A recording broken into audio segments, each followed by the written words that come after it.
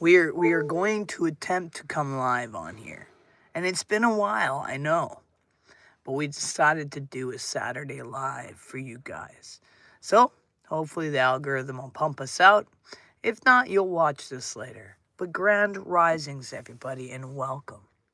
Welcome to remembering our original designs. All right, let's take a breath, well, shall we? Slowly and hold and release.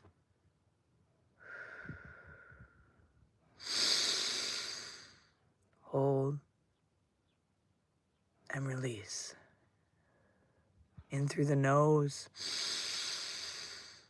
and out through the mouth, and let your body settle here. Let your shoulders drop, let your jaw unclenched, and just arrive in this moment. Because today, we're going to go deeper, you guys. We're going to go deeper, and we're going to go beneath the layers of conditioning, beneath the programming even. We're going to, tear back that onion layer by layer, beneath the fear, beneath the masks even, and beneath the false ideas of what it means to even be human. And today, we are talking about the original design, the truth, what we've always been, what we were before even this distortion ever came in, what we were before fear got taught as reality, and what we were before separation becomes normal, what we were before the blindfold. And if you stay with me all the way through this teaching, you may feel something inside of you remembering, not learning something new, remembering something ancient. The blindfold was learned. We had a blindfold, a veil placed over us. And let me begin here. Human beings did not begin in confusion whatsoever. We did not even begin in fear. We did not begin in separation. And we did not begin in competition either.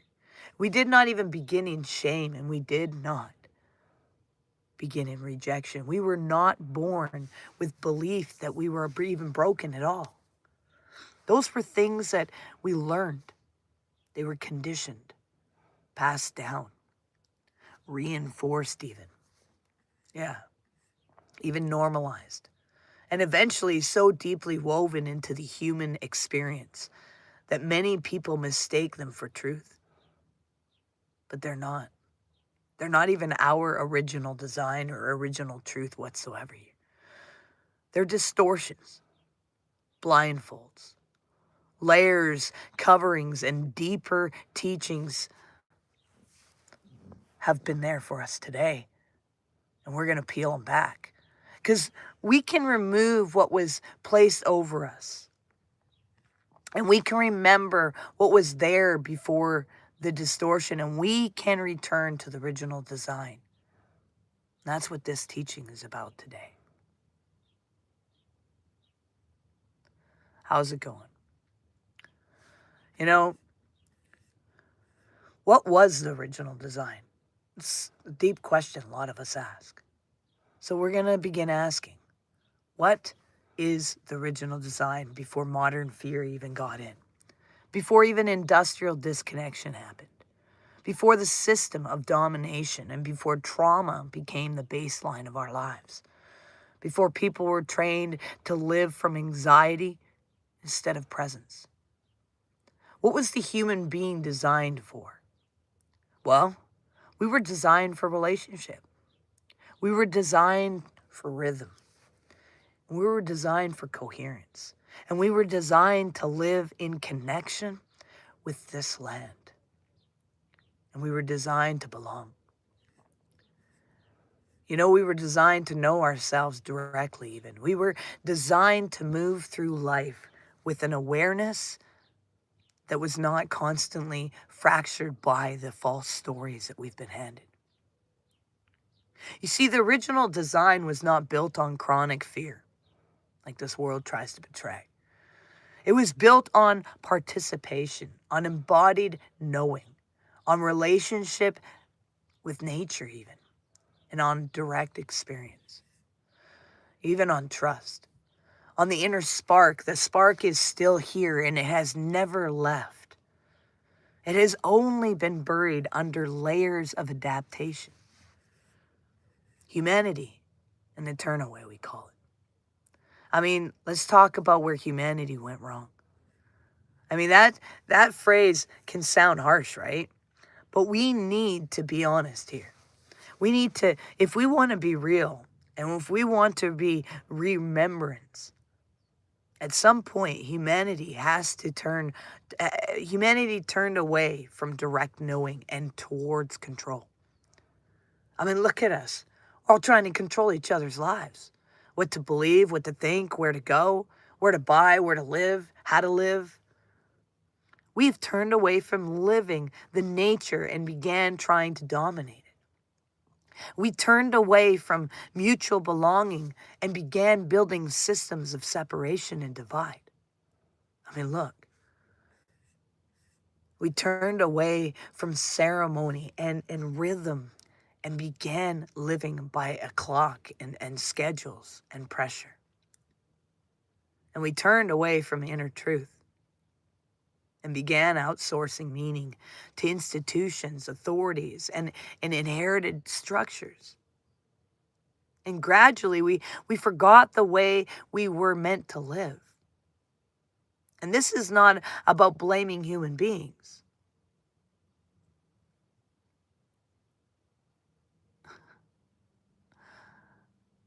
What? Yeah, that has nothing to do with this conversation, so I'm not even going to answer that. But that's called a distraction, and we're not doing divide or distraction. But anyways, we've gradually forgot what we were meant, the way we were meant to live. And this is not about blaming human beings. You know, it's not about seeing patterns either. And that's like, I know, like a lot of us that are walking, we're like, oh, we see all the patterns everywhere, and we just stop there. And it's more than just seeing these patterns. Because if you do not know where the distortion entered, you will call the distortion normal. You get comfortable with it. You know, and what has been normalized is often the very thing that needs to be seen.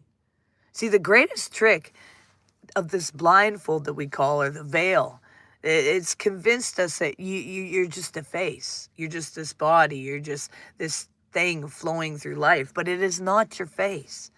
It is something covering your vision. And once you see that, you begin to remove that veil. And you begin to look beyond to the internal ways. You know, the tribal ways of life. I mean, let's go back to the tribal days. I mean, way back before modern fragmentation, before endless distraction, before people were isolated in boxes and screens and these locked doors that we lock behind them and private fear loops. Tribal ways of being carried something very important.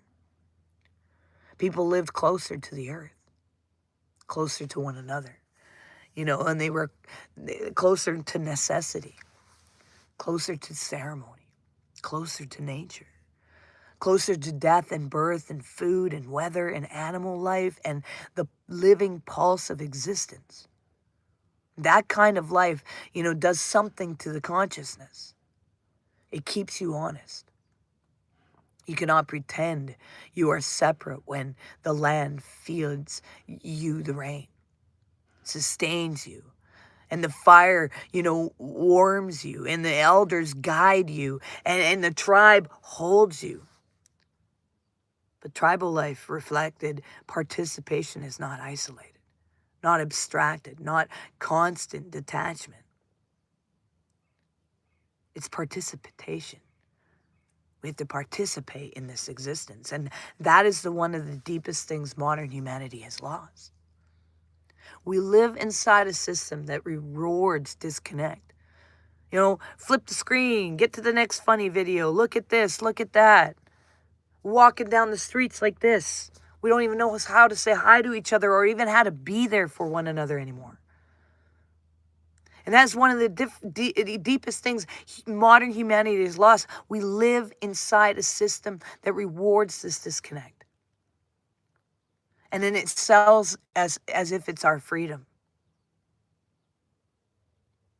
Thank you very much. See, we're told we are independent while being trained into loneliness. We are told we are informed while being flooded with distortion and lies. You know, we are told we are advanced while becoming more emotionally fragmented. I mean, look at the society. Anxiety here, all different types of conditions because we've fragmented. We've divided. We've done the one thing we should have never done. We've removed ourselves from our natural existence in life. That is not original design. The original design is relational, alive, shared, embodied, and true. You know, science and the construction of reality is right there. I mean, let's bring in science. Because science, when approached honestly, often reveals what ancient wisdom already knew. And we know that the nervous system shapes perception, right? We know that stress narrows awareness. And we know that trauma changes how the brain interprets the world. And we know that the body can live in survival long after danger has even passed. And we know that what we believe can affect what we notice, what we feel, and how we even respond. And this is huge. Because if the nervous system is in fear, then the world will be interpreted through fear. And if the world is interpreted through fear, then the fear starts to look like reality. And that is how the blindfold works. It doesn't cover vision.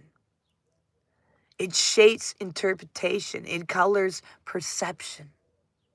And it tells you what dangerous, what is safe, what is possible, what is impossible, what is worth trusting, and what must be resisted. But science also tells us this. The brain can change. The body can repattern and the nervous system can regulate, attention can shift, belief can transform.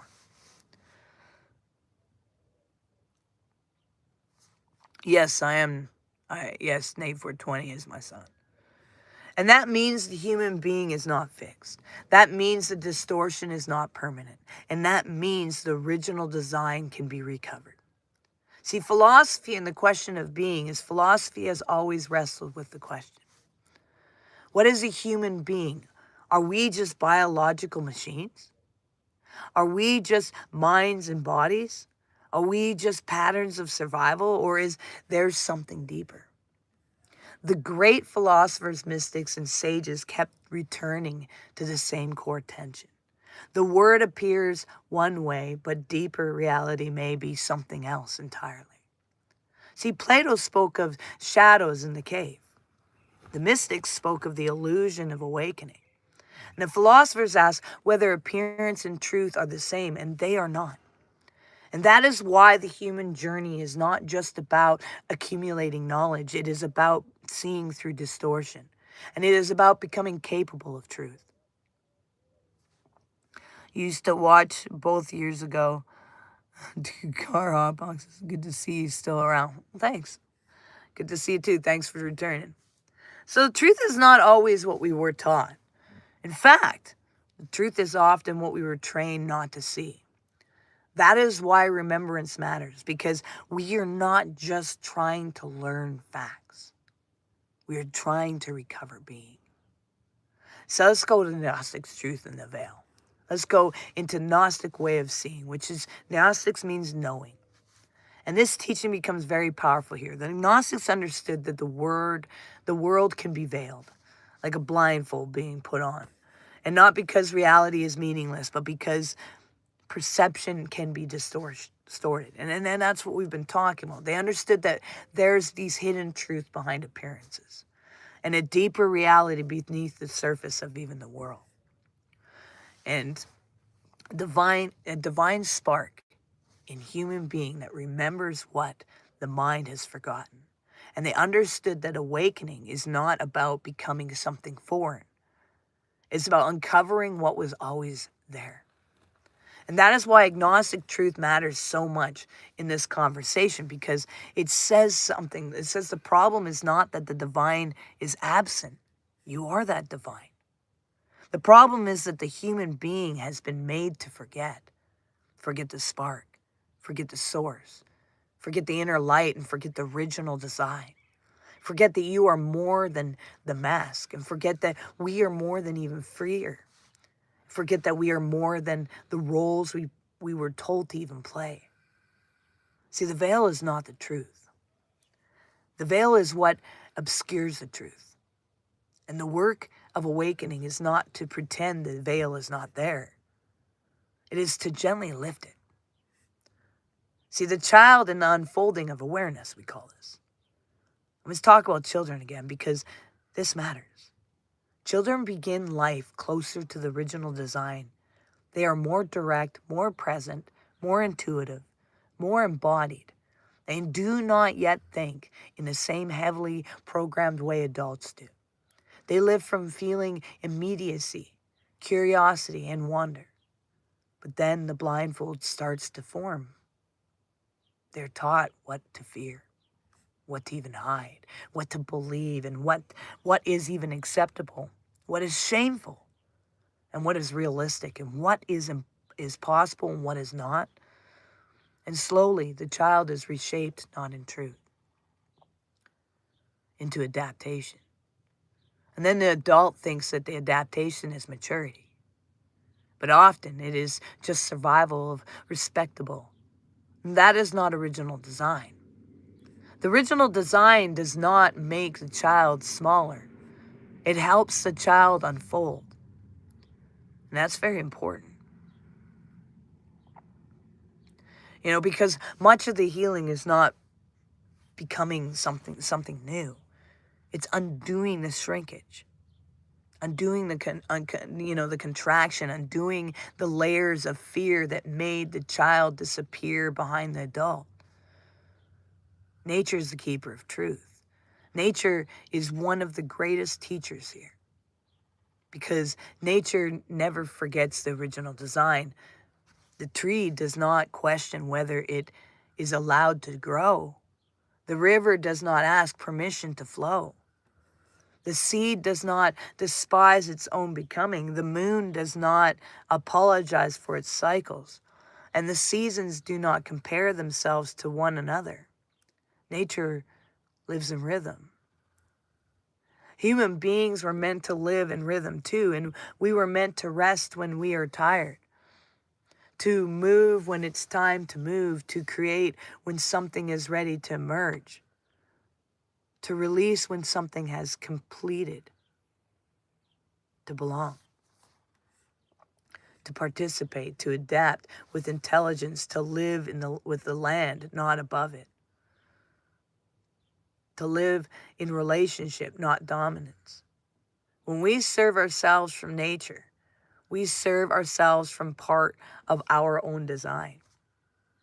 And that is why so many people feel undergrounded. They're not just busy. They're disconnected from rhythm. And the body knows it. The nervous system knows it too.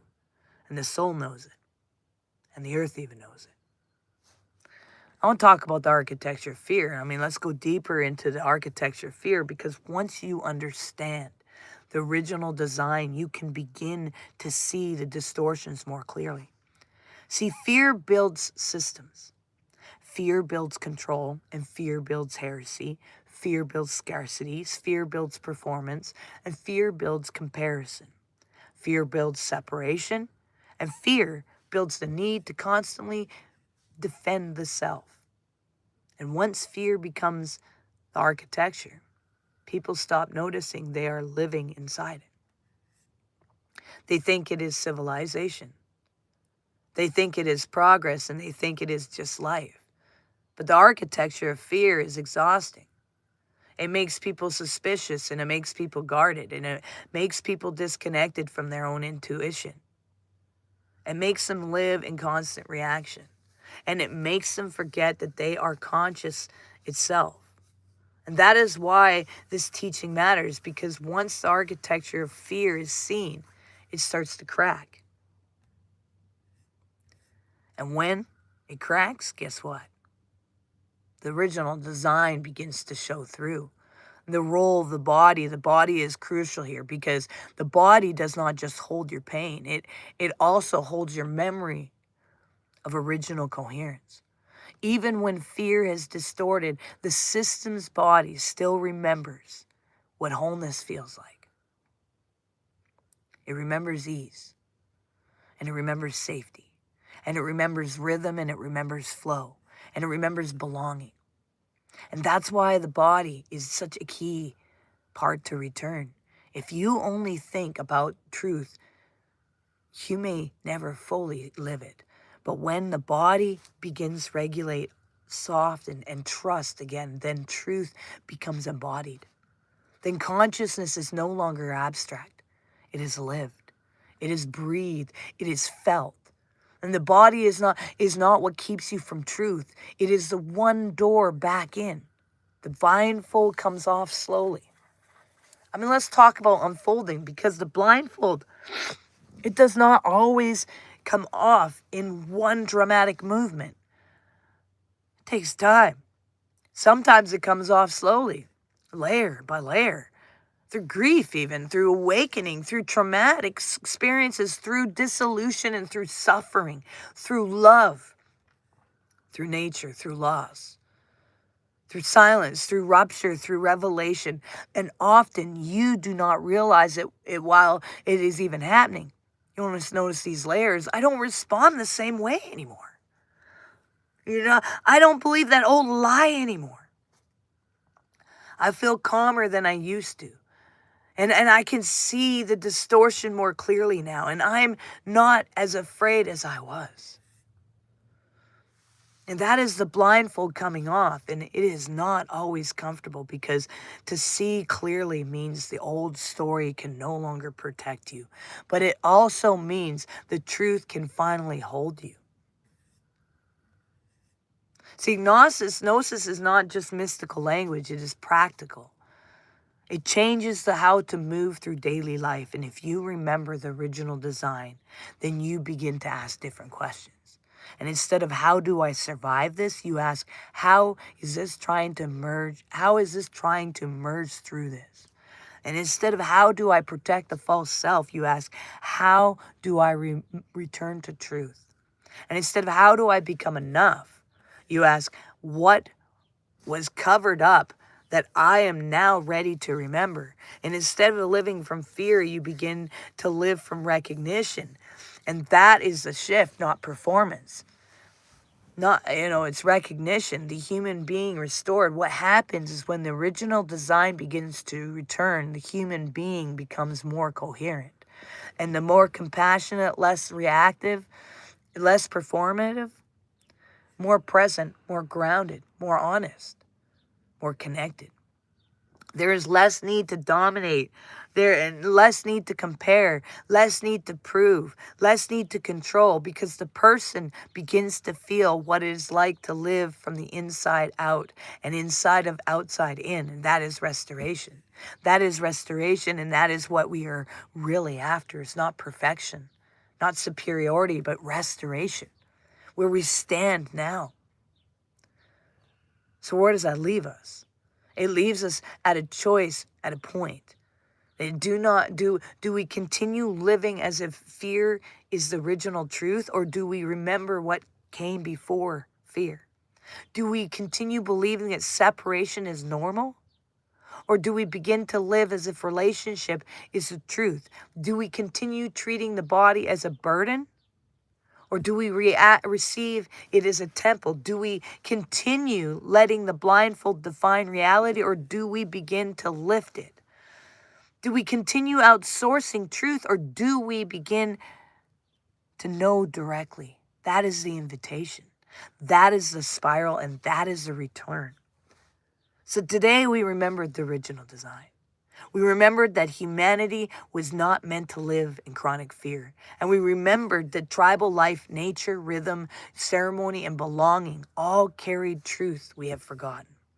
And we remembered that science points to reality, that perception, nervous system, state, and belief shape experience. And we remembered that philosophy has long asked, what is real beneath appearances? And we remembered that agnostic truth speaks of the veil and the spark in the hidden light. And we remembered that the blindfold is not the face. Remembered that the distortion is not the whole human being. And we remembered that what was covered can be uncovered. And that what was buried can be brought back. And that what was forgotten can be remembered. That the original design is still here, still alive, still waiting. Not somewhere far away, here in the body, here in the earth, here in the breath, here in the still small voice, in the living spark, and in you. You are not here to become something else. You are here to remember what has always true. The blindfold is coming off. The truth is returning. The original design is waiting to be lived. Never forget. Peace and love. We'll see you guys next time. Thanks for joining. Much love, everybody.